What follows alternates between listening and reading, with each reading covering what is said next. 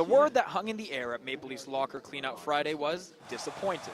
For the second straight year, the team is heading into the offseason earlier than they'd hoped. While feeling of dejection seeps over them now, the hope is that this experience helps propel them to new heights next season.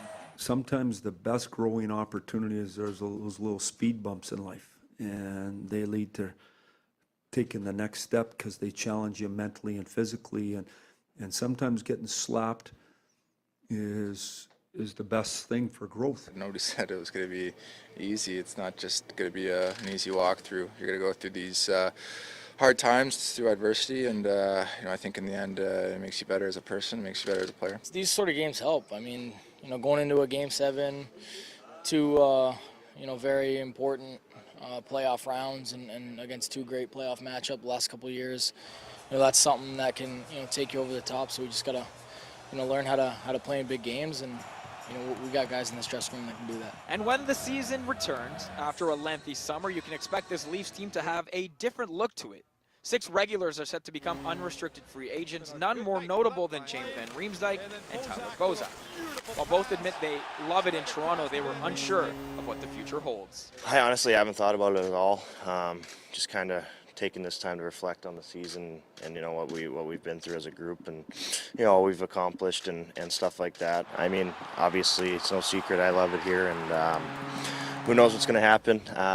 It's kind of out of my control now, and obviously would love to stay here and be a part of what's going on, but I guess we'll have to wait and see.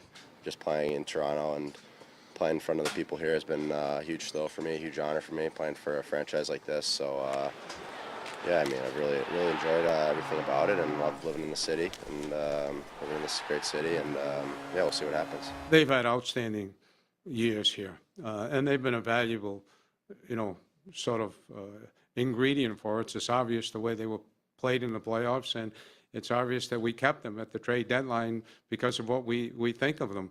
So we certainly love to have them back, but different circumstances, have to be looked at.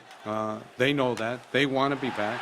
They'll be handled accordingly. But they've also earned the right to see what the free market is. Reports have surfaced since the Game 7 loss of a potential disconnect between Auston Matthews and Mike Babcock. Matthews addressing that Friday, saying it was, quote, pointless to even ask about it. He says their relationship is fine. Babcock, meanwhile, asked Matthews straight up in his exit interview about the reports, Babcock concluding that things were good between the two and that not only is Toronto lucky to have Auston Matthews, but Babcock is lucky to coach him.